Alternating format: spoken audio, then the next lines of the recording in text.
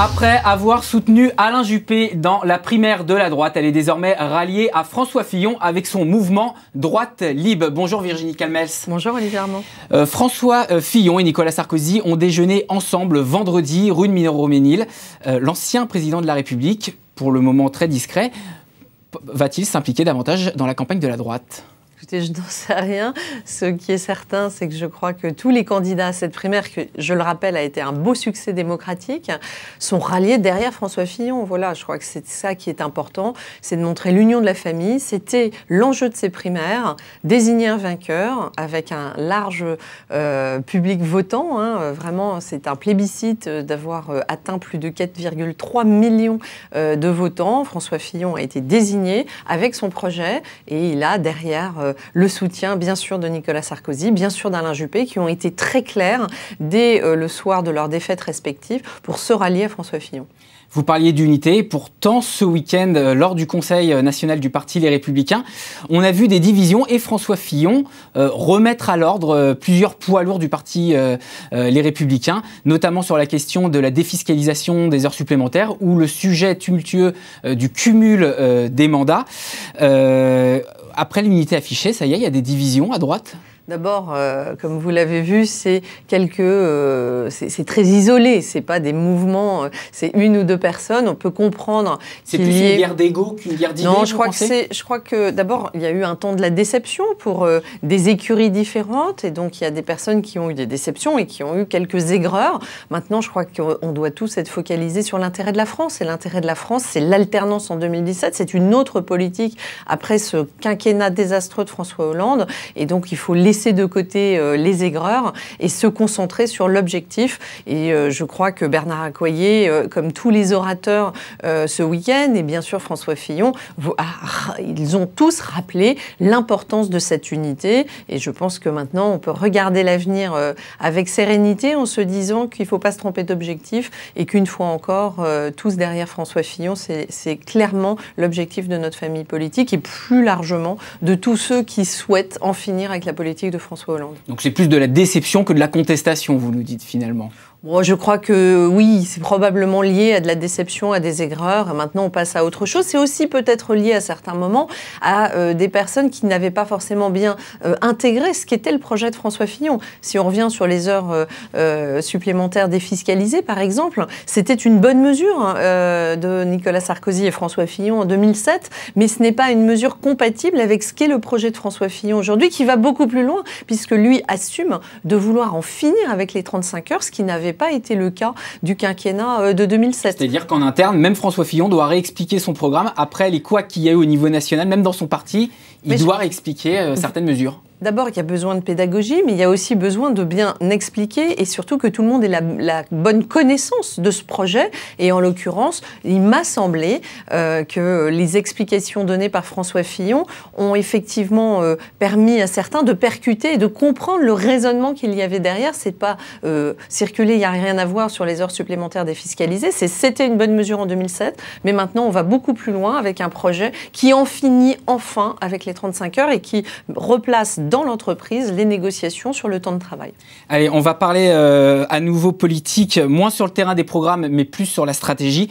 Je l'ai dit en introduction, vous souteniez Alain Juppé lors de la primaire. Vous êtes désormais effectivement donc, dans le camp de François Fillon et vous avez lancé votre mouvement Droite Libre.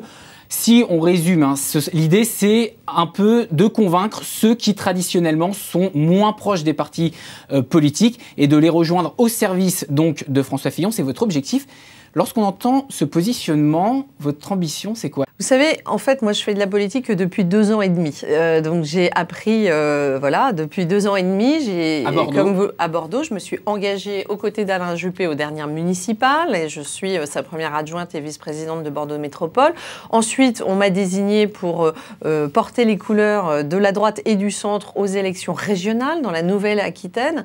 Et je me suis rendu compte que, eh bien, j'avais des soutiens, que je fédérais un certain nombre de de soutien par mes convictions, mais surtout par mon profil qui est très atypique en politique. Donc il y a des gens qui considèrent qu'une femme, chef d'entreprise, pendant 20 ans dans l'entreprise privée, qui fait le choix de l'engagement citoyen en local à Bordeaux et après au régional, eh bien, peut susciter le soutien et l'engagement de personnes différentes, de personnes qui n'ont, comme moi d'ailleurs, qui n'avaient jamais adhéré à un parti politique, qui n'avaient pas fait ce chemin-là au sein même des partis. Et ces personnes que vous évoquez, c'est des personnes qui, a priori, sont plus aptes à aller chez Emmanuel Macron, qui a récemment lancé son mouvement, qui arrive à rassembler 10 000 personnes dans un meeting parisien, plutôt que François Fillon, ou pas ? Non, mais c'est vrai qu'Emmanuel Macron s'est aussi positionné pour parler à la société civile. En revanche, moi, il me semble qu'on est un peu dans l'usurpation. Il a fait croire ni de droite ni de gauche. In fine, on voit bien qu'Emmanuel Macron est profondément de gauche et finalement est un mini-Hollande. C'est lui qui a susurré à l'oreille de François Hollande son progrès économique, qui a quand même été désastreux avec cet accroissement massif des impôts. Il a été ensuite son ministre de l'économie pendant 2 ans. On a vu ce que c'était qu'Emmanuel Macron au pouvoir. Et pourtant, il apparaît quand même avec une certaine fraîcheur, une certaine nouveauté, oui. Et il convainc justement ces électeurs que vous essayez de convaincre avec Droite Libre, alors que justement François Fillon, c'est un peu l'anti-Emmanuel Macron, c'est-à-dire élu depuis l'âge de 27 ans, 7 fois élu député, 6 fois ministre depuis 93, Premier ministre, et puis candidat à la présidentielle après 36 ans de vie politique, alors qu'Emmanuel Macron, personne ne le connaissait il y a 5 ans. Je vais vous dire. Est-ce que c'est pas ça qui lui manque à François Fillon en termes d'image, c'est-à-dire cette fraîcheur, cette nouveauté? Surtout pas. Moi, vous voyez, je suis bien placée. Non, parce que je pense qu'on se trompe d'objectif. Là, il s'agit de la plus haute fonction, d'être chef de l'État. Et là, moi, pardon de vous le dire, j'ai pas envie qu'on retombe dans le quinquennat Hollande avec des amateurs, avec quelqu'un qui ne serait pas prêt. Vous vous rendez compte? C'est un amateur ou pas? Globalement, ce qui est certain, c'est qu'aujourd'hui, il n'a pas démontré une capacité à faire. Moi, une fois encore, 20 ans en entreprise, je viens du monde du pragmatisme, du résultat et de l'exécution.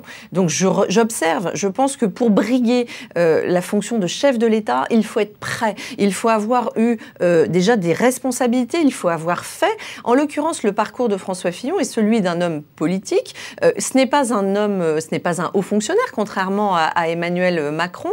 C'est quelqu'un qui, effectivement, en revanche, a eu une longue vie politique, mais tant mieux pour notre pays, parce qu'une fois encore, je crois que le quinquennat Hollande a montré à quel point il était préjudiciable d'avoir à la tête de l'État quelqu'un qui n'était pas prêt, quelqu'un qui n'avait pas assumé un certain nombre de responsabilités et quelqu'un qui finalement a montré une vraie incapacité à gouverner. Je crois que la fraîcheur en politique, elle est nécessaire. Moi, je crois à la complémentarité des talents. Je viens d'un monde, le monde de l'entreprise, où on additionne les talents et les complémentarités. C'est pour ça que je pense qu'il faut de tout. Il faut des gens issus de la société civile, il faut des gens qui ont eu un parcours politique de plus longue date. Il faut cette mixité. Mais attention, pour être chef de l'État, on ne s'improvise pas. Vous savez, moi, ce qui me frappe, l'expérience, oui, mais également sur ce sujet-là, il y a une question d'image aussi pour François Fillon, sachant que vous venez justement du privé, vous venez d'Endemol, cette société spécialisée de Canal+, d'Endemol, exactement, dans la télévision. Donc vous savez, vous y connaissez en termes d'image. C'est ça que vous allez apporter dans la campagne de François Fillon. L'image, est-ce qu'il manque d'un savoir-faire là-dedans, et est-ce que c'est ça que vous allez lui apporter? Non, je suis pas une femme communicante, même si j'ai dirigé des petites et grandes entreprises dans le domaine des médias. C'est pas mon métier d'être une communicante, et je crois qu'il a une équipe tout à fait performante en la matière. On n'est pas sur de la com, on n'est pas sur de l'image, on est sur du fond. François Fillon, il apporte un projet de fond, et il a surtout un positionnement très courageux, c'est de ne pas prendre les Français pour des imbéciles, de ne pas leur dire tout ce qu'ils ont envie d'entendre. Alors, moi, ce qui me frappe, c'est la démagogie. D'avoir retiré une mesure de son site internet. Et pour l'avoir remise après ou rediscutée. Mais non, mais là où il a bien fait, c'est qu'il y a un moment donné où parfois vous avez des idées et puis certaines ne sont pas très bien comprises, donc il faut continuer la pédagogie, ou certaines ne sont pas très bien préparées. Et là, en l'occurrence, dans le domaine de la santé, il a accepté l'idée que peut-être c'était pas assez abouti et que ça méritait d'être retravaillé avec des experts, avec des professionnels. Tant mieux. C'est l'humilité de reconnaître que une mesure de son projet n'était peut-être pas assez travaillée. Malgré sur le reste que vous évoquiez. Mais parce que c'est très compliqué. Il faut arrêter de croire, une fois encore, on dirait pas, tiens, on va nommer président de Total le petit stagiaire très diplômé qui est formidable, mais qui vient d'arriver, tout nouveau, tout beau, PDG. Vous savez, moi, je crois quand même qu'il y a des étapes, et ça me frappe, et j'en suis même très étonnée, qu'on puisse penser que, soudain, on peut s'improviser chef de l'État. Je crois qu'il faut de l'humilité. Moi, une fois encore, je suis élue de terrain, ce qui n'est pas le cas d'Emmanuel Macron. Je suis élue depuis 2 ans et demi. Il y a des choses à apprendre, il y a des choses à découvrir. Il faut faire preuve d'humilité. Bien sûr qu'il y a des compétences à apporter.